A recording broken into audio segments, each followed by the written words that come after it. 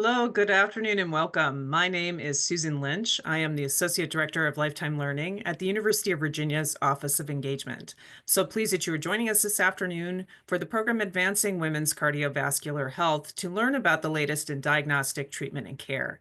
February is American Heart Month, and we are pleased to partner with our colleagues at UVA Health to bring you this important program. Before we get started, I want to bring a few things to your attention. We received many questions in advance of the program that have been shared with the speakers. If you have a question during the presentation, you may enter it in the webinar Q&A at the bottom of the screen. You'll find resources in the webinar chat box below. Please also note this program is being recorded and will be posted in Lifetime Learning's podcast library in about a week or two. Please keep in mind that our panelists are unable to answer any personal medical questions or offer medical advice during the webinar. We are fortunate to have four very distinguished clinicians with us this afternoon, all from the University of Virginia Health System: Nisha Hosenberg, Rebecca Manning, Patricia Rodriguez-Lozano, and Kelly Winginger.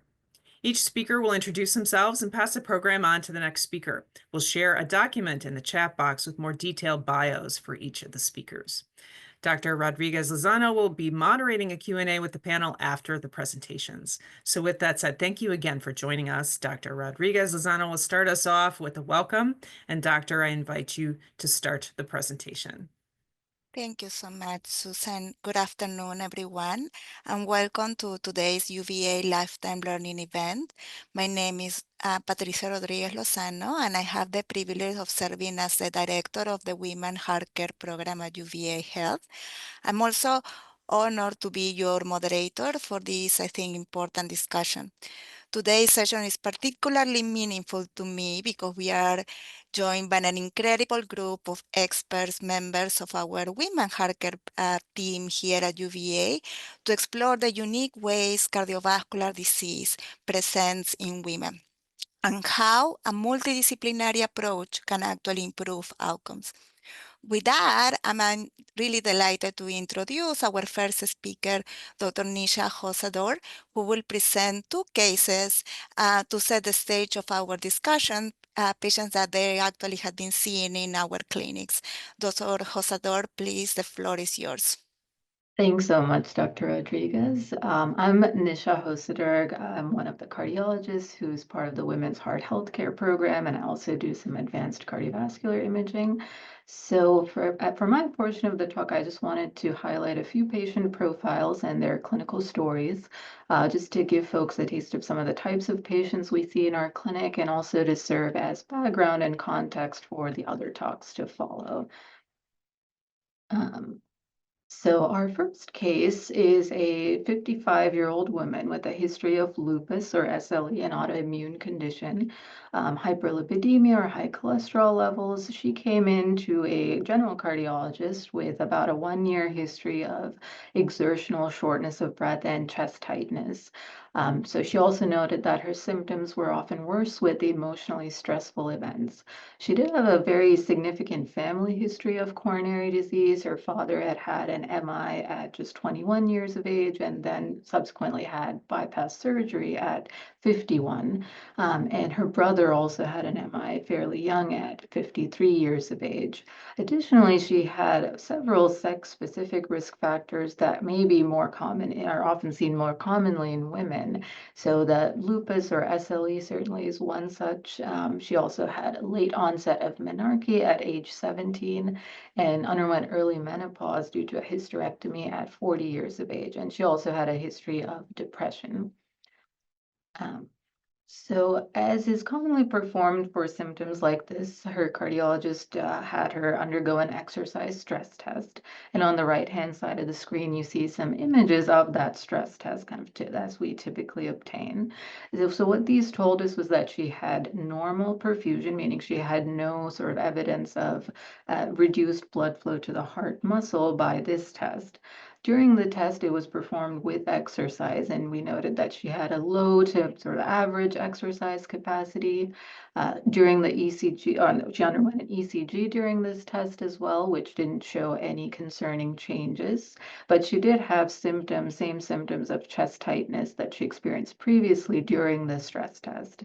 At that point, she had been told by 5 different doctors that she needed to see a psychologist because her symptoms seemed to not be real based on all this testing that she had had that was fairly unremarkable.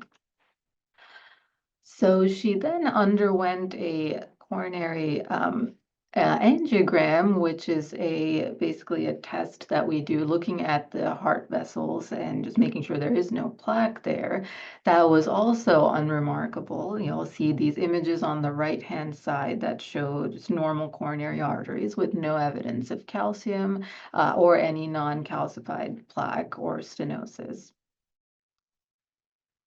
She did still have persistent symptoms, so she was then referred to our Women's Heart Health Clinic. As part of testing for possible microvascular disease, she had a stress cardiac MRI, some of the images of which are on the right-hand side of the screen.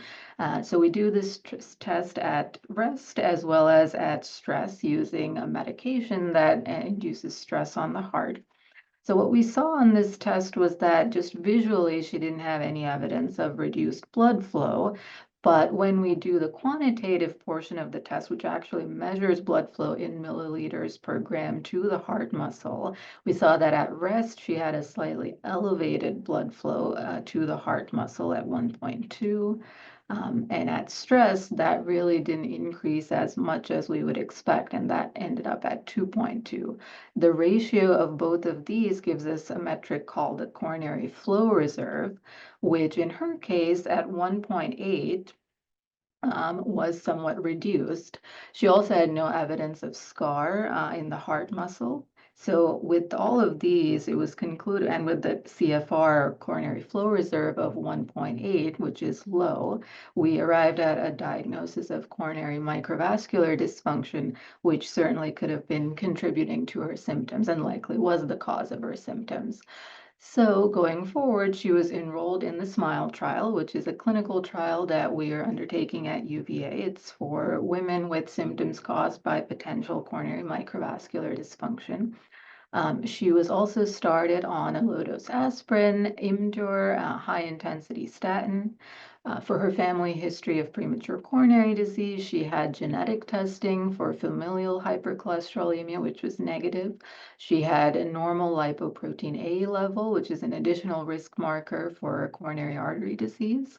She's continued to follow up in our clinic and has been doing quite well when seen most recently with no exertional symptoms, blood pressure and lipids under much better control than prior. So moving on to my second case, this was a slightly younger woman. She was 35 years old, was a smoker at the time. She presented to the hospital actually at 25 weeks of pregnancy, and she had pleuritic pain, meaning pain that's worse when she essentially took a deep breath. And that had been preceded by some upper respiratory infection symptoms for a couple weeks prior. She had an elevated troponin as well as a elevated C-reactive protein, which are markers of injury to the heart muscle as well as markers of inflammation. She had an echocardiogram or an ultrasound of the heart with a normal, overall normal function, but with possibly a small abnormality in wall motion in the apical segment. At that point, it was thought that she may have viral myocarditis or just inflammation of the heart muscle. A cardiac MRI was thought about at the time, but since she was pregnant, that was deferred. She had mild symptoms overall and was discharged with the plan to follow up in our cardio-obstetrics clinic. And these are images of that echocardiogram that I was talking about, and the arrow kind of highlights that area of reduced function right at the tip of the cardiac chamber there. So she came back to be seen in clinic. She had kind of ongoing chest pain and back pain and some palpitations. So for that, she underwent a Holter monitor, which is a rhythm monitoring test we often do for patients with palpitations. And on that, there was this abnormality noted. It was a slightly abnormal ST elevation on this monitor that was seen that suggests possibly ongoing lack of blood flow to the heart muscle. vessel. At that point, diagnoses were spontaneous coronary artery dissection, just regular coronary disease due to plaque, or vasospasm as possible causes of her ongoing symptoms. At that point, she was started on a low dose of aspirin and a beta blocker, metoprolol. And overall, through the course of her pregnancy, her symptoms improved. She had another echocardiogram, which looked unchanged compared to that prior one. And she was planned to have a C-section at about 37 weeks and to undergo additional testing, advanced imaging with a cardiac coronary CT, as well as a cardiac MRI following that. She did end up coming back to the hospital in the interim at about 36 weeks with another episode of chest pain, but overall had somewhat unconcerning biomarkers, including the troponin, which was fairly low level, and was discharged. So as planned, she did have an uneventful C-section, but just the night following that, she had a syncopal episode or fainting spell while feeding her son. And at that point, she did have an elevated troponin, that marker of myocardial injury, which was quite high, unlike previous occurrences when she had that measured. And she did have an abnormal ECG as well at that point. So she had a coronary CT angiogram, which again we used to look for any blockages in the heart vessels. There we did note, and I've pointed out in these yellow arrows here, that she had a fairly severe 70 to 99% stenosis in the proximal left anterior descending artery. And the features of this seem to be most consistent with a spontaneous coronary artery dissection. Which is something that can occur certainly in younger women, particularly around pregnancy. Following that, she was discharged with the addition of Plavix for 3 months, enalapril, a blood pressure medication, and a high-intensity statin. She was seen in follow-up in our SCAD clinic, a specialty clinic that we do for spontaneous coronary artery dissection patients. She had been doing well overall at the time, though was still fairly sedentary. She had an evaluation for a condition called fibromuscular dysplasia, which commonly occurs with SCAD. So our exercise physiologist underwent counseling for smoking cessation. She also had a repeat coronary CTA at about 3 months, which continued to kind of show that blockage in the LAD. And she continues to follow up in our clinic and has overall been doing fairly well. So with that, I'm going to conclude my case presentations, and I'll hand it over to Dr. Rodriguez-Lozano for her talk. Thank you, Dr. Josador. That was fantastic. And I think it's at the perfect stage for the rest of the talks. Okay, perfect. And okay, so good afternoon, everyone. And it's truly an honor to be here really presenting for you. And let's start presenting you some data. When we think of women health, breast cancer often comes to mind, but what is the biggest threat? It's really heart disease. This is data from 2017 from 400,000 women in the US that died from cardiovascular disease. It was even more than lung disease and lung cancer and breast cancer combined. And if we look at the prevalence, 60 million women live with heart disease, comparing with breast cancer that there were around 4 million women. Yet many still think that heart disease is a man disease. It's time to change that perception because recognizing the risk is the first step to saving lives. And this graph tells us an important story. In the 80s and 90s, heart disease death in men declined, men in blue, women in red. Why? Because they were getting statins and the risk factors were being addressed. But unfortunately, look at women in red. Their death were rising because their cardiovascular risk was ignored. Then, unfortunately, in the 2000, everything changed. The first ever women-specific prevention guidelines were released, and the Go Red for Women campaign was launched. We saw a dramatic drop in mortality because prevention works. But now, look at the right of the graph. Unfortunately, we see that deaths are rising again, especially in the middle-aged women.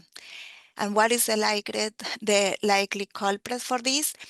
We think that is the epidemic of obesity and diabetes, plus the continued under-recognition and under-treatment of younger women with heart disease. This is the group we need to focus on because we know that when we prioritize prevention, we save lives. And women cardiovascular risk isn't just about cholesterol and blood pressure, it evolves across their lifespan. We start very early on with, for example, things like early or late menarche. We talk about early menarche of less than 7-year-old, late menarche more than 17. History of infertility seems to be an important risk factor for cardiovascular disease in women. Then later on in the life of a woman, pregnancy complications like gestational diabetes, like preeclampsia, like a preterm delivery. All these will matter later on in the life of a woman.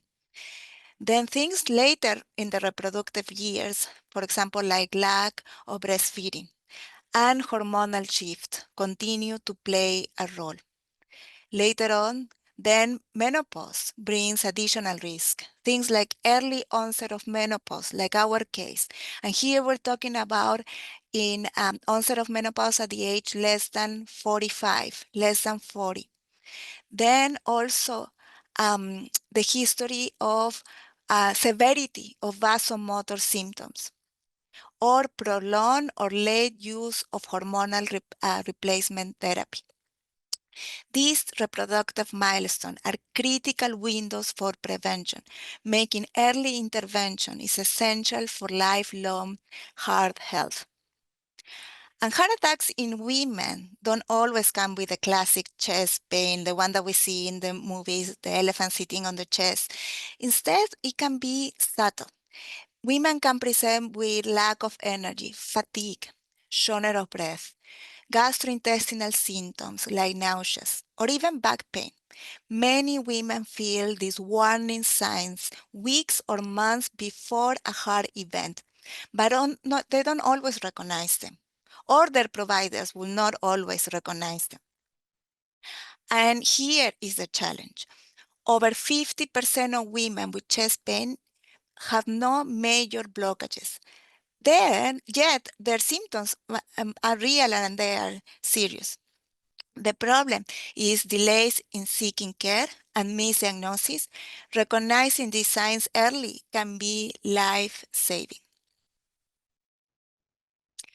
Also, women's hearts are different from men in ways that affect the risk for heart disease in different way. And that's the reason that women also have a different presentation when they have heart disease.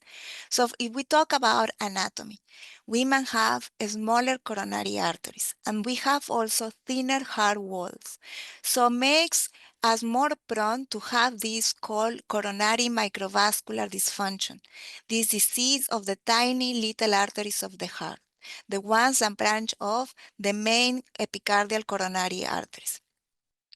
Women also are at a higher risk for heart failure with preserved ejection fraction or HFpEF, the one that is related to stiffer heart muscles. And women, again, instead of having these large artery blockages, women are common likely to have things like endothelial dysfunction, microvascular disease, coronary vasospasm. So these differences mean we need to have better diagnostic tools and tailored treatments for women heart disease. Importantly, heart disease in women isn't always about, again, big blockages. It's often about plaque that quietly is building up over time. And this is an amazing study. It's called the Calcium Consortium. It's over more than 40,000 men and more than 20,000 women that they all have coronary calcium scans. That is a marker for plaque in the arteries. And they were all patients without symptoms, asymptomatic patients. And interesting here, what we see is that by midlife, nearly half of women already have some plaque, even if their arteries look open. At the age of 45, when women will lose our estrogen or our estrogen levels drop, plaque buildup accelerates, making menopause a critical time for heart health. Importantly, women with diabetes, obesity, or HIV may go through menopause earlier. That will increase even the risk further. So what is the message here? We can just wait for symptoms. Plaque starts early and prevention needs to start early. And the age of menopause for women is extremely important.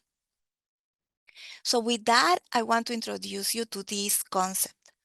We know up to 50% of women with chest pain have no major blockages, but their symptoms are real.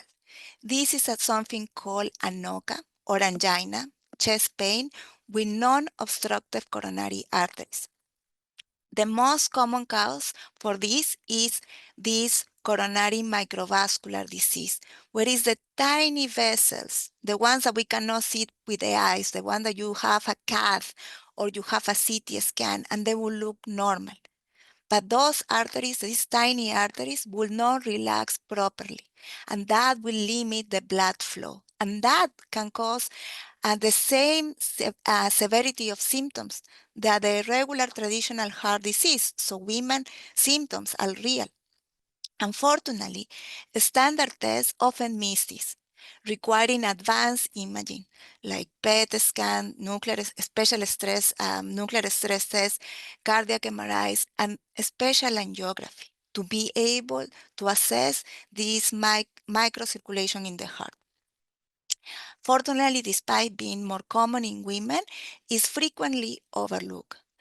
So treatment focusing on improving the blood flow and reducing symptoms, we usually we use medications like beta blockers or other kind of vasodilators and also lifestyle. But we need more research to find targeted therapies and improve outcomes for these patients. So that is what I do in my lab.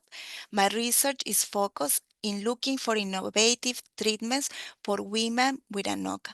And that is one of the studies that Dr. Hosador was talking when she was presenting her first case.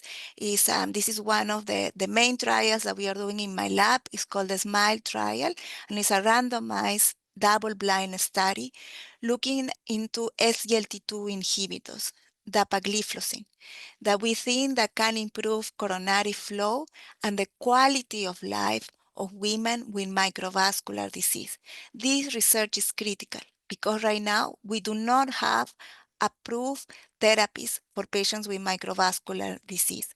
We hope this trial brings us one step closer to a targeted treatment.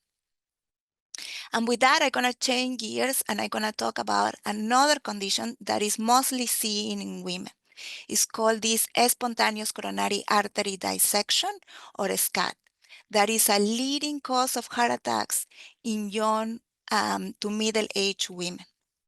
Unlike traditional heart disease, SCAD is not caused by cholesterol buildup or blocked artery.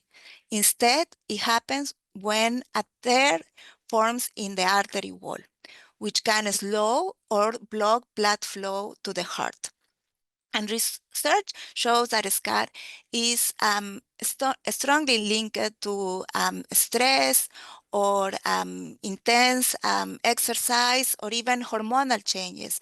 And also there is this predisposition in patients that have something called fibromuscular dysplasia or FMD, because it was found that up to 80% of patients with SCAD will have this condition. And this is related to a weakening of the artery walls. So what is the good news? Many SCAD cases don't require stents and can heal with medications alone. The key is early recognition to avoid unnecessary procedures and ensure the best possible care. And we have a group that will have this condition like our patient that is called PSCAD or pregnancy-associated SCAD. And it's a leading cause of heart attacks in pregnant women, like Dr. Josedor mentioned, is rare, but it can be life-threatening and can even lead to maternal death. It can occur as early as 5 weeks into pregnancy through most cases, although most cases happen in the 3rd trimester, and it often affects the major heart arteries and can lead to severe heart attacks, heart failure, or even cardiac arrest. So it's so important recognizing PSCAD early and involving a multidisciplinary heart team, including a cardio B specialist, maternal fetal medicine, and a SCAD specialist, because that can be life-saving. And when we try to improve heart health in women, it's not just having a better diagnostic or treatment. It is also about rethinking how we deliver care for women. And this concept of Health Center for Women were created in response to the urgent need for a specialized tailored care that recognizes the unique challenges that women face. These centers bring together a multidisciplinary team to ensure women get the right diagnosis, the right treatment, and the support they need. This is the future of cardiovascular care designed for women and with women in mind. And with that, I want to present you my team. So this is the Women Heart Care program. And at UVA, we bring together specialists in cardio-obstetric, vascular medicine, genetics, imaging, and more to provide a comprehensive, personalized care. This model ensures that women with conditions like the one that I described to you, microvascular disease, SCAR, or heart disease in pregnancy, get the right expertise in the right time. So here, collaboration is key to improving outcomes and transforming care for women. And at UVA, we have built this comprehensive women heart care program to address the unique cardiovascular needs of women. Our clinic specializes in areas like SCAD, and we have a combined model with vascular medicine, cardio-obstetric, postpartum health, heart health, and microvascular disease. We also integrate vascular medicine, maternal fetal medicine, and advanced imaging to ensure women get expert tailored care. Caring for women, heart health goes beyond cardiology. It requires truly a multidisciplinary team that understands the unique challenges women face. At UVA, our women heart care team includes nurses, pharmacists, exercise physiologists, social workers, behavioral health specialists, and researchers, all working together to provide comprehensive patient-centered care. We also offer telehealth visit, making care more accessible for women, balancing multiple roles with little time for self-care. Our goal is to meet women where they are and improve their heart health for the long term. And improving women's heart health isn't just about hospital care. It starts, and I'm a big believer of this in the community. At UVA, we host outreach events for the vulnerable population, for the Hispanic community, African American community, and multicultural communities, focusing on education, early screening, and sex-specific risk factors. So just to conclude, my takeaway points, women's heart disease is different, and recognizing that is key to improving care. Many women don't have the typical symptom, and standard tests can miss this small vessel disease, and conditions like a NOC are real and can have real symptoms, and it's important to recognize it. SCAD is serious cause of heart attacks in young women, and it's a different kind of heart attack. It's unrelated to cholesterol build-up. Personalized team-based care and advanced imaging are essential for better diagnosis and treatment. And finally, women heart centers are leading the change, closing the diagnosis and treatment gaps. So by rethinking how we approach women's heart health, we can improve outcomes and again, save lives. And with that, I'm gonna conclude my presentation, and then I'm gonna invite Dr. Kelly Wingerter to continue with our webinar. Please, Dr. Wingerter, take it away. Thank you so much. Thanks so much, Dr. Rodriguez. I am Kelly Wingirter. I started the cardio obstetrics program here, so I have a joint clinic with maternal fetal medicine that we've started, and we do twice a month for our high-risk pregnant patients. So why do we have a cardio obstetrics clinic? Why do we have a joint clinic with maternal fetal medicine? Well, one thing you'll see on this first slide is that you see total number down on the bottom, and then you see non-Hispanic Black, non-Hispanic White, Hispanic, and then we see deaths per 100,000 live births. So then you see the blue bar is years. So 2018, green is 2019, the magenta is 2020, and the lavender is 2021. So you see that over the total number of women, you have increasing total mortality. And then you see non-Hispanic Black is increasing significantly more, and it's higher. And non-Hispanic White is still increasing, but not as significantly, as well as Hispanic. We know that maternal mortality in the US has been increasing. Pregnant women in the US have a higher risk of death than in any other developed country, and Black women have 3 to 4 times higher risk of death than white women. And cardiovascular disease is now the most common cause. We also know that it's more likely acquired heart disease and less likely congenital heart disease. Congenital heart disease is women who are born with a heart condition, not women who have. Now we know that women are older when they're getting pregnant, and so women who have acquired heart disease over their lifetime are more likely to have maternal mortality than women who are born with heart disease. You see here on this figure that we look at under 25, 25 to 39, and 40 and over. Your colored bars are still the same. It's by year. So blue is 2018, green is 2019, magenta is 2020, and lavender is 2021. So you see all of them are on the rise, but significantly higher in those 40 and over. Those women we know have a tendency to have more risk factors. So high blood pressure, obesity, diabetes, all of those things can increase your risk of cardiovascular disease and increase your risk of potential complications in pregnancy. So why do we have a cardio obstetrics clinic? Well, we want to improve this. We don't want to have a continued high maternal mortality. We want to decrease it. We want to improve maternal health. We want to improve women's heart disease. We want to prevent heart disease. So which women do we see in kind of pre-pregnancy counseling? Well, we see women with heart disease of childbearing age. It's both seen by a cardiologist and maternal fetal medicine expert. We discuss risk assessment. How do we reduce risk? How do we manage during pregnancy? How are we going to decrease complications? Do we need to change medications that a patient is on in pregnancy? A lot of medications are unsafe in pregnancy. So who do we look at to risk stratify? Well, patients who have valve disease. Well, what is valve disease? Well, valves of the heart, we have 4 main valves of our heart. They open and close. Sometimes they're tight and they have stenosis, and sometimes they're leaky and they regurgitate. Some patients have heart failure. So what is heart failure? Heart failure can be reduced heart function or a stiff heart. Patients can have symptoms where they can't even get up and walk around without shortness of breath. And those are higher risk patients. Also, if a patient has had a stroke or an abnormal heart rhythm or a history of coronary disease, so blockages in the heart arteries like we've been discussing, high risk aortic disease, so the aorta, the big artery that supplies blood to the body, can get big and can increase in pregnancy.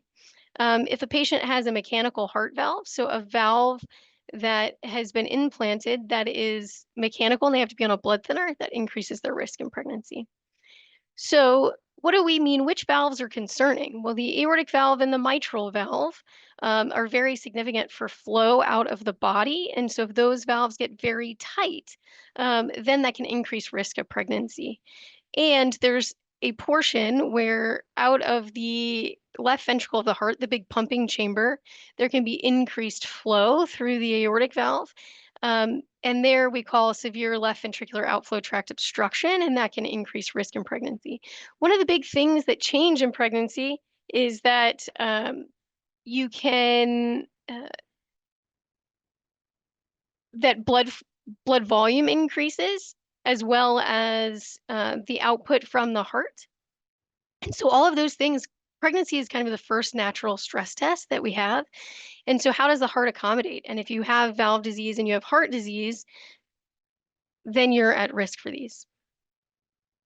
So how can we risk stratify a patient? Well, we have a couple of different ways to risk stratify. There are risk scores that we can use. One's called the CARPREG-2, one's called the Zahara, and one is the modified WHO pregnancy classification.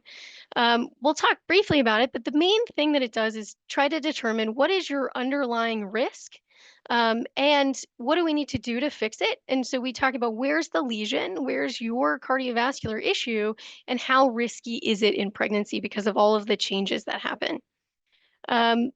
So what this looks at is the World Health Organization classification. So it's a 1, 2, a 2 to 3, and a class 4. And so class 1 is kind of low risk valve disease. So things that we think will be pretty well tolerated in pregnancy. They often can follow up at their own local hospital, even if they live in a rural town. We don't expect there to be a lot of complications, but they are at slightly increased risk from other people. Class 2 is kind of the next step up from that. So they might have a repaired congenital heart disease that is small, and overall they're doing well and their heart's functioning well. Class 2 to 3, we start talking about maybe there's some mild reduction in heart function. Maybe they have valve disease that's a little bit worse than class 1. Maybe they have a heritable thoracic syndrome, or things that we're a little bit more concerned about. Maybe they have coarctation, and so a tightening of their aorta, and so increased blood pressure. Those patients usually have to be seen in an expert center, so a tertiary care center, kind of like UVA, at least kind of bi-monthly. And they likely would deliver in an expert center. When you start getting to class 3, then we're looking at reduction in heart function and a mechanical valve. And things that kind of increase your risk. And so those patients more likely see us more often and see us in an expert center. Class 4 is talking about which patients should not get pregnant. Now, we know that often people still get pregnant even though we recommend against it. And so we have plans that we would follow these patients in high-level care centers to try to safely get them through pregnancy.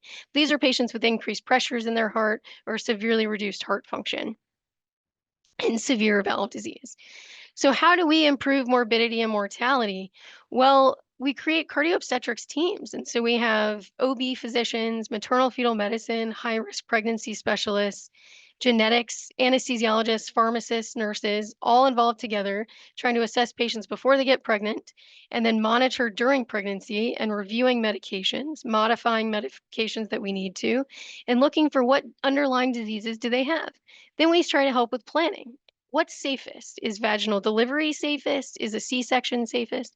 Often these are obstetrical reasons to go for C-section. Usually from a cardiology standpoint, we're not making those recommendations because vaginal delivery is more physiologic. It's kind of what our bodies were made for.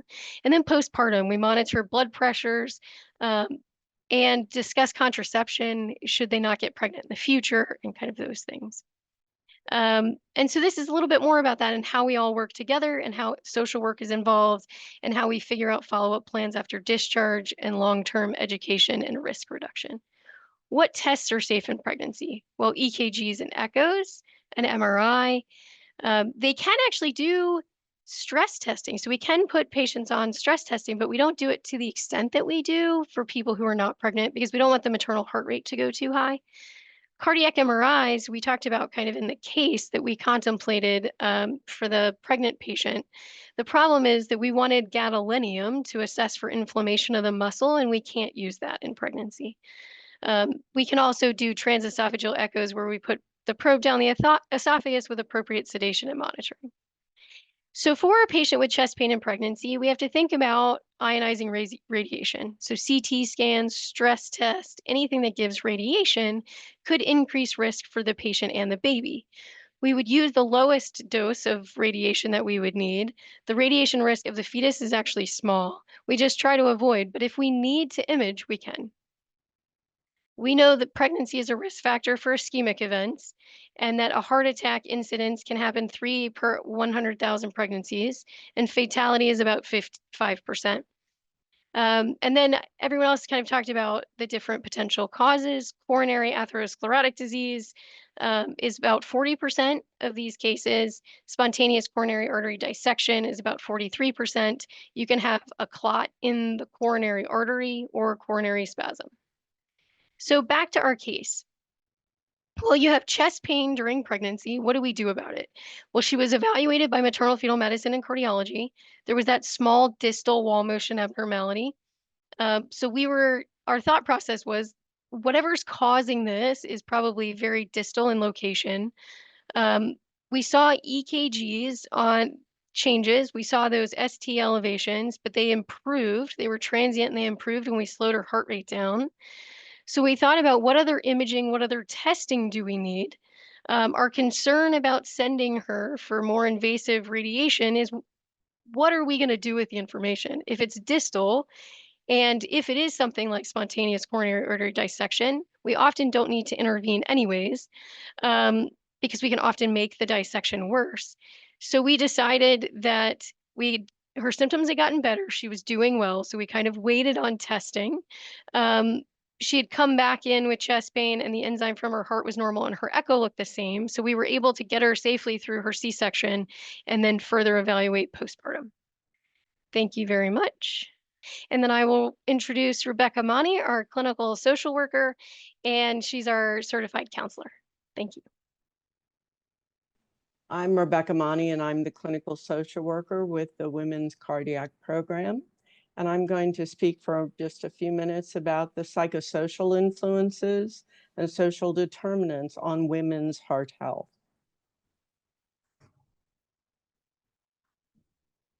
So what are social determinants of health? That's something we talk quite a lot about in medicine. But they're just essentially the non-medical factors that influence our health outcomes. Things like tobacco use, alcohol use, food insecurity, financial strain, transportation difficulty, getting back and forth to appointments, intimate partner violence, housing stability or instability and homelessness, but also things like physical activity, stress, what are the social connections one has in their life, and depression. So some of the psychosocial stressors that are common to women, this is not a complete list, but includes poverty, childhood adversity, such as divorce, sexual abuse, and absence of a parent growing up, intimate partner violence, and relationship stress of all kinds, as well as caregiving. As the previous speakers mentioned, there are biological factors that intensify stressors in a woman's life, and those include hormonal changes such as pregnancy and menopause, as well as inflammation, which women are more predisposed toward. Some of the cardiovascular diseases often seen in women that have stress-related depression and anxiety as well have been mentioned: SCAD, microvascular disease, also Takotsubo or broken heart syndrome, Minoka, and heart failure with a preserved ejection fraction. Many of these cardiovascular diseases all have an emotional component, which sometimes trigger cardiovascular events. So the rates of depression in women with cardiovascular disease, women with depression are almost twice as likely to develop cardiovascular disease. Also, women are twice as likely to develop depression as compared to men. Now, anxiety has not been as well researched as depression has, but overall, up to 30% of cardiac patients report anxiety after a cardiac event. So what interventions can we offer? Well, we start with a screening, and I typically when I see our patients, I screen them for depression, generalized anxiety, which is essentially anxiety that revolves around worry, and post-traumatic stress disorder. If the screening indicates further assessment is needed, then they're scheduled to meet with me if they'd like to do that, either in person or through telehealth. Or I can refer them to therapy or psychiatry in their community.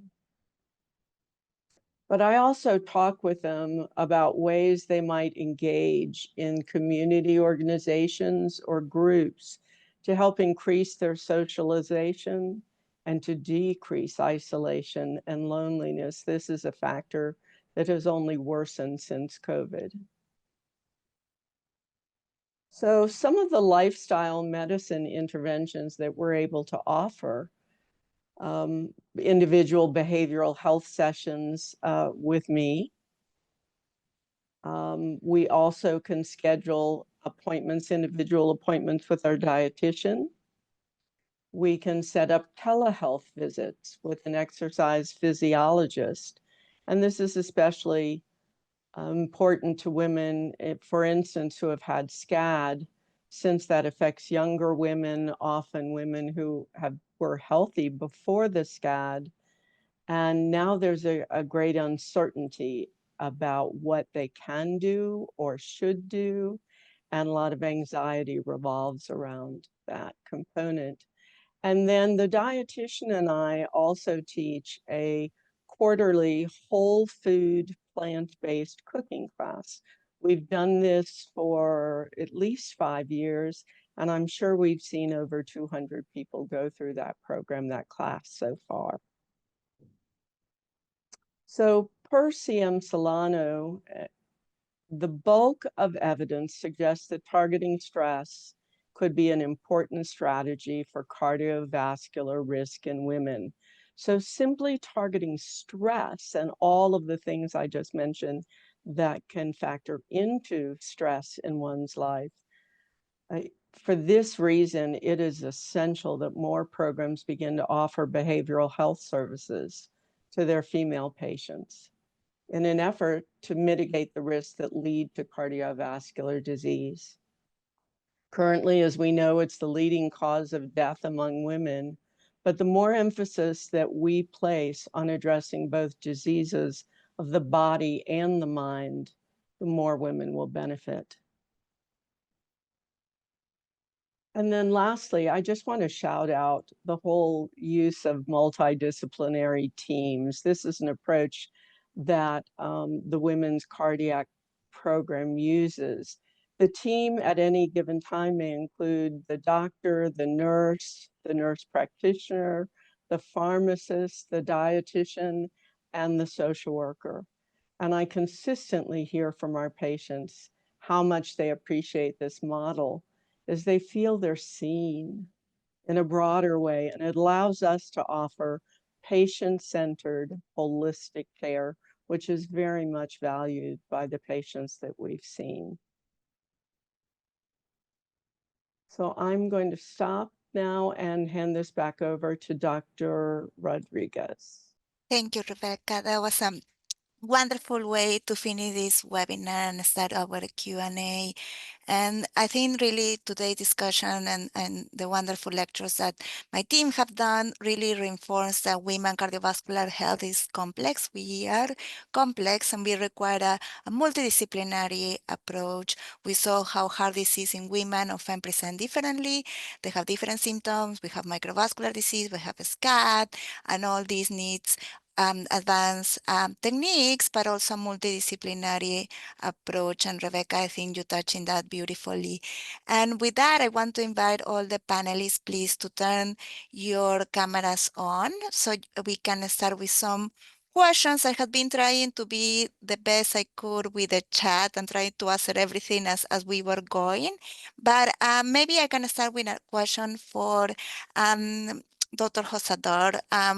So you as an imager and a preventive cardiologist, there was many questions that came in our pre-questions of how does coronary artery calcium scoring help assess cardiovascular risk, and what are the current guidelines for managing patients that they have a very high calcium score?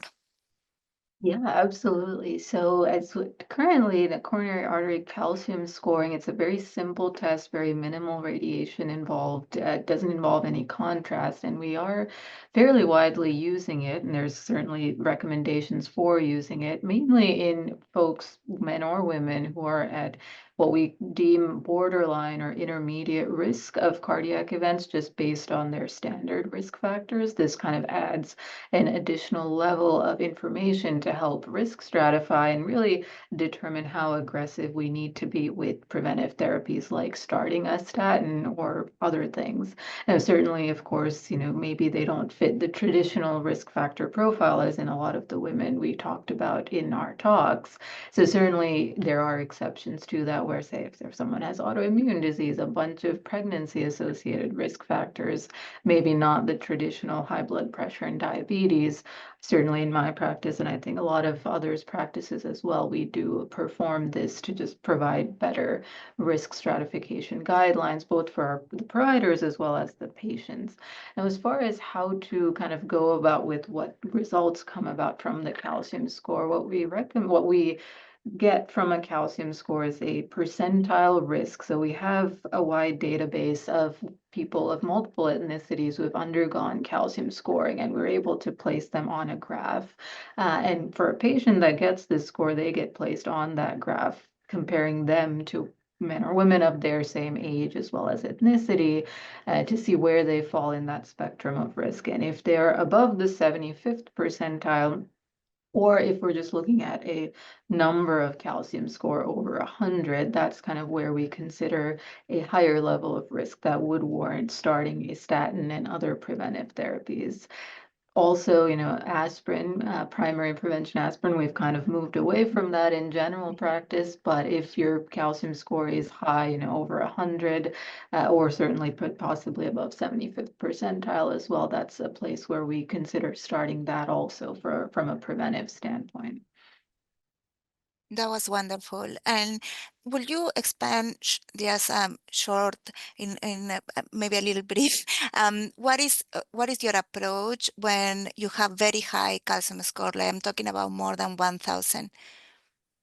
Yeah, I think still from my standpoint, it is Mhm. largely symptom based. And there is, for folks who do have very high calcium scores, there is this concept of what we call 1K plaque. It's kind of something that gives it a benefit or favorable connotation, where if you do have no symptoms but very high calcium score, perhaps again this would be based on their age and whether we think it might be age appropriate or not. Those who tend to have very high calcium scores, perhaps that suggests that they have less non-calcified plaque, which in turn may be, more of a favorable risk marker. But again, it certainly depends on the patient and the context in which they are having this high calcium score. If it's someone who's 80 years old and they have a really high calcium score, I would be less worried about that than if it were, say, a 40 or 50-year-old person, where in that case, certainly potentially more further depth, as investigation of symptoms, functional studies, maybe making sure that they truly aren't having any symptoms. If there is something of that nature, then perhaps proceeding to more granular testing with, say, a coronary CT or something like that to get an actual look at the coronaries and make sure there is no obstructive disease would be how I would approach it. Beautiful. There were a lot of questions about diet and exercise. Rebecca, would you expand a little bit on how diet, nutrition, lifestyle choices, maybe talk a little bit of specific diets, if you can talk about if there is some evidence on a specific diets, specifically in plant-based diets, and maybe a little bit on exercise and the impact on cardiovascular health? Well, when I'm talking to patients about lifestyle choices, I usually start by directing them to Dr. Dean Ornish's program. He has done extensive research over 35 plus years And in fact, he has an intensive cardiac rehab program that has been researched sufficiently that Medicare and Medicaid and other insurances now cover the cost of that program. He uses a 4-pillar model, and the pillars include a whole food, plant-based diet. And by that, he really means no animal products and very little oil. He recommends exercise, such as walking, can be as simple as that, but also stress management. And by that, he's really including meditation and yoga. And the fourth component, which often gets missed, is the importance of being in community with other people and having that connection for love and support. So when we're making healthy choices in each of these areas, we find that it decreases inflammation overall. It helps us deactivate our sympathetic nervous system and calms the fight or flight response. Exercise, we know, helps us live longer and feel happier, feel better. And being in loving, supportive community or intimate relationships, it allows us to express ourselves. And that in itself decreases loneliness and allows us to be seen and heard by other people. All of these things improve our overall health, not just our cardiac health. And most importantly, one of the things he mentions is that you need to try and find the enjoyment in whatever activities you choose so that it's sustainable and that we can have fun with it. I tell people that to think of it as an adventure. You're going to go in the kitchen and you're going to learn something completely new. But I have included his book, Undo It, in the notes, as well as his website, ornish.com, and I really encourage people to start there. Thank you, Rebecca. Thank you so much. There were many questions about hormonal replacement therapy. So they were asking about the impact of hormonal replacement therapy on cardiovascular health in women, and if the time, the duration, and what about alternative strategy for HRT. So I'm going to try to be brief on my answer because we do get a lot of consults on this specific topic. And my approach, I mean, first of all, there is an extensive debate on this topic. Particularly on because there is contradiction on different studies. There are many observational studies that suggested that hormonal replacement therapy might offer some cardiovascular benefit, and that actually, based on that, there was some talk about using hormonal replacement therapy as a prevention. However, later on, randomized controlled trials actually show that HRT could increase the risk of heart disease, especially when initiated in older postmenopausal women. So I think this discrepancy between a study highlights the challenges in general in medical research because, there is not a perfect study, and some of these studies, especially the ones that show harm, were done in older women at the average age was 63, right? And we know women, our average age for onset of menopause is 51, so they were too old. So based on that, really is the importance of considering the fact other risk factors in women like age, time since menopause when you evaluate somebody, and what are the risks and what are the benefits. For example, starting hormonal replacement therapy closer to the onset of menopause may have obviously different effects than beginning treatment many years later. So I think that is because of all this complexity, I think it's crucial for women to engage in personalized discussion with their healthcare providers. I get many concepts from the midlife clinic just to assess this, and specifically I use many times calcium scoring to try to stratify the risk for cardiovascular disease, and then thinking about what are the benefits and what is the risk. And then I work very closely with the Midlife Clinic and Dr. Pinkerton, because we use also many other alternative therapies like no hormonal medications like SSRIs and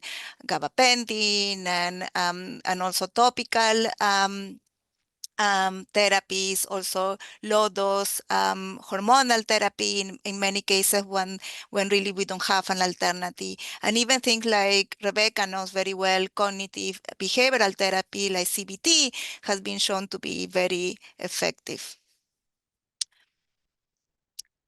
And with that, I think I'm going to stop, Susan, for you. Well, thank you so much to our wonderful panelists for sharing their time and expertise with us. As you can see, there's just so much to cover in this topic. So I really want to thank them. These are very busy clinicians and researchers, and we're very appreciative of their time this afternoon to share this information about the latest in research and treatment and cardiovascular health for women. I'm always so impressed with the team approach at UVA Health, and I think we saw that this afternoon with these wonderful clinicians. I quickly want to take a moment to bring an upcoming Lifetime Learning event to your attention. Please consider joining us next Wednesday on March 5th. Lifetime Learning is hosting Chanel Kraft Tanner, who's the director of UVA's Maxine Platzer Lynn Women's Center, for a virtual program entitled Grit and Growth, the Evolving Landscape for Women in College. Despite making up over 50% of the student body, women navigate unique challenges in their academic and professional journeys. And in this program, Tanner will share insights on resources and the role the Women's Center plays in addressing the needs that empower young women. So I hope you'll consider joining us for that. To register for this program and to find our other programming, please visit our website at engagement.virginia.edu/learn. When you get to our website, you can check out future Lifetime Learning programs, the vodcast library, which show recordings for programs like this, our Thoughts from the Lawn blogs, and our UVA Speaks podcast series to read, watch, and listen to our expert UVA faculty and clinicians. So thank you again for joining us for this hour of learning, and I hope you enjoy the rest of your afternoon and evening. Thank you.